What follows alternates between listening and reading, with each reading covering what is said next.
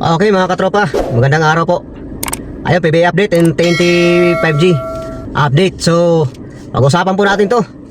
Yung sabi ni Coach Reyes na nung laban po ng Renorshine at saka TNT nung nakarang araw, di ba po nagreklamo si Coach Reyes na at saka pumunta po siya sa gitna.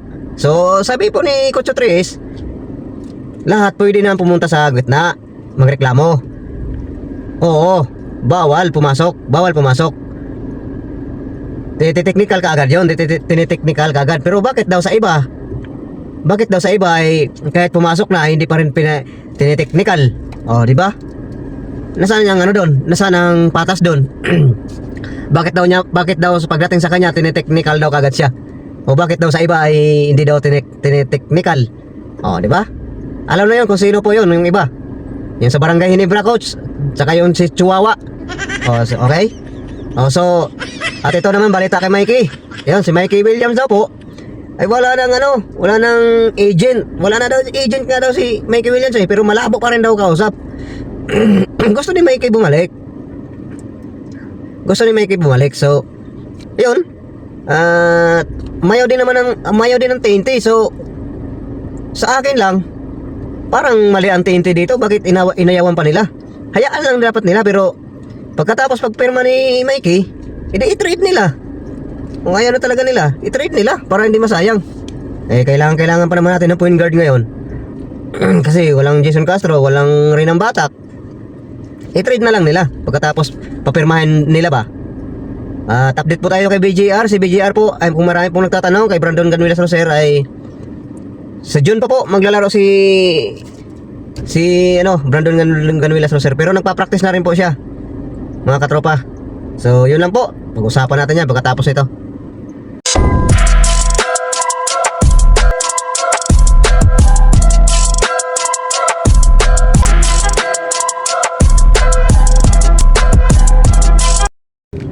Okay mga katropa, what's up?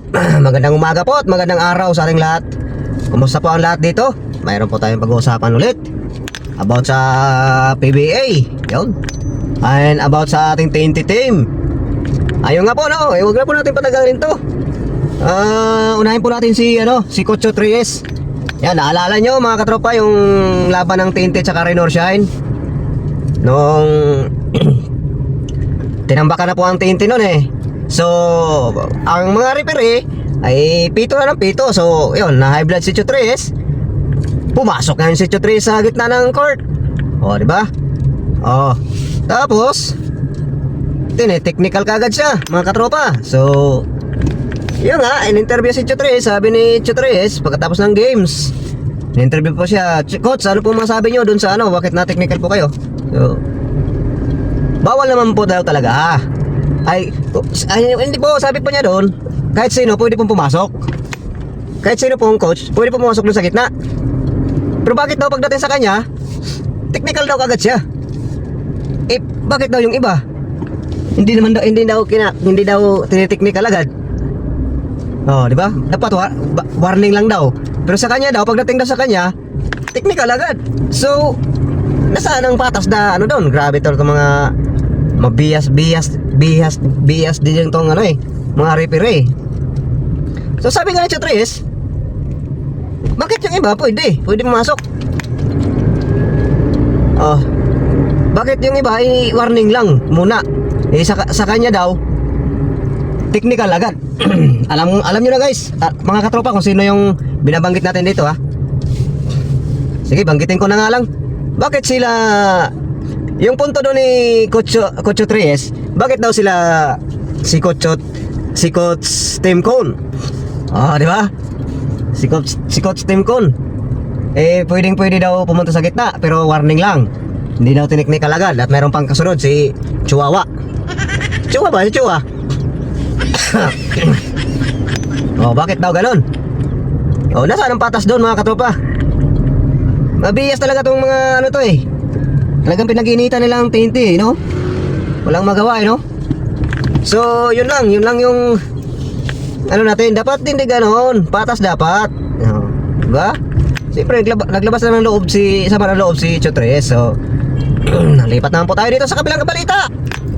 Mikey Williams gusto na bumalik sa sa TNT Tropang 5G. Pero hindi sila nagkasundo ng TNT Tropang 5G management.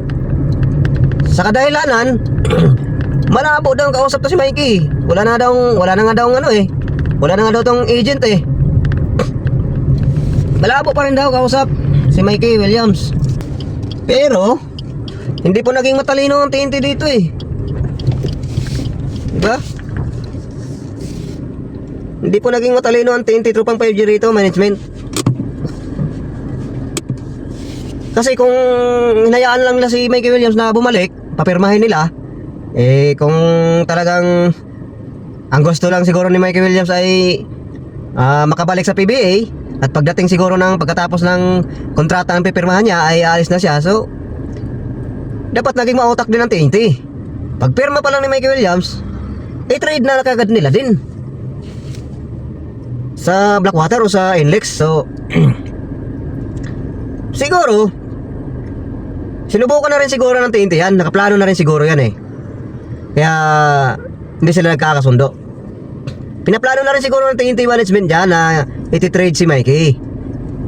Nakipag-uusap na rin siguro yan sa isang team sa Blackwater or NLEX. So pero ganito po yan siguro. Kaya hindi po, wala po talagang magagawa ang TNT dyan kundi ipitin muna si Mikey Williams. Kasi siguro, di ba, nakipag-usap sila sa ibang team. O, di ba? Na ganito, iti-trade namin si Mikey sa inyo ha. So, sabi siguro ng Blackwater management, oh boss, hindi namin kaya ang sweldo niyan boss eh. Mabigat masyado yan, kaya hindi kami papayag yan. Saka sakit sa ulo yan, masakit sa ulo. Oh, ganun din siguro, ginawa nila sa NLEX. Bossing, hindi namin kaya ang sweldo niyan eh. Masakit pa sa ulo yan, kaya hindi talaga kami papayag yan. Sayang nga lang talaga ang talent ni Mikey Williams. So, yun na po, no? Ang inaalala ko din po kasi, mga katropa, pagka pinabalik nila si Mikey Williams, baka ilalaglag lang ni Mikey Williams ang games, ang laro, di ba? May ganyang player eh. Kasi galit lang yan sa kanila eh. Ilang buwan na bang walang ano yan, walang sweldo-sweldo. So, yun lang mga katropa, masasabi ko kay Mikey Williams. Pero depende pa rin yan sa usapan nila. Kung ako talaga, mga katropa, gusto ko bumalik si Mikey Williams sa TNT kasi kailangan talaga ng TNT si Mikey Williams sa ngayon kasi wala pong Ray ng Batak, wala pong Jason Castro. Sayang po kasi nasa ano po tayo eh, kukunin po natin yung PBA Grand Slam eh. Di ba? Di ba po? So sayang po kasi yung pagkakataon. Siguro hindi naman siguro ibibenta ni Mikey Williams sa mga laro kung makabalik man siya sakali sa ating team. So grabe. Sayang yung TNT, hindi man lang. Siyempre kakausapin naman yan ng mga kaibigan eh. Mga sila Enciso, yung kaibigan ni Mikey Williams sa Enciso eh. Diba? Nasa pag-uusap lang yan. So yun lang po ang update natin kay Mikey Williams. Hindi to fake news ha, kasi nasa SPN page na rin po to. Tapos si Homer Saison, yan. So update din po tayo kay BGR, yun, kay Brandon Ganuelas Roser. Marami pong nagtatanong sa atin dyan kung kailan po babalik si Brandon Ganuelas Roser. Ganito po yan, sa June pa po makakalaro talaga si Brandon Ganuelas Roser. Fully recovery na po siya sa kanyang injury nun. Pero nagpa-practice pa rin, na rin po si BGR nun. Nag-workout na rin po, nagpa-practice na rin po, sumasama na rin po siya sa practice game. Siguro pinapa-condition na rin po. Pinapa-condition talaga yung katawan niya. Kasi tagal, dalawang taon halos din po hindi nakapaglaro si Brandon Ganuelas Roser. So yun na po, maraming salamat. Yun na po ang update natin ngayong araw na to. So maraming salamat mga katropa sa inyong patuloy na panonood, sa inyong pagtitiwala sa atin.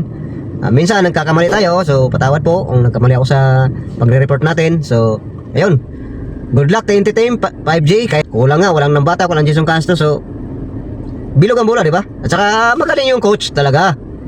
Kahit walang masyadong superstar, pero hindi sila nakaobra. Kasi nandyan naman si Pugoy Optana, si Puy Eram eh. Oh, di ba? Wala pa si BGR dyan ha. Kung magbabalik yan si Brandon Ganuelas Roser dyan eh, sobrang lakas ng TNT. So yun lang po, at maraming salamat po muli. And God bless all. Palike and share na rin po, at subscribe na rin po. Kung hindi pa kayo nakapag-subscribe, mag-subscribe na rin kayo mga katropa. Yan, para dumami pa tayo ng dumami dito, okay? Maraming salamat po. Bye-bye. Renan Batak, binigay kay Optana.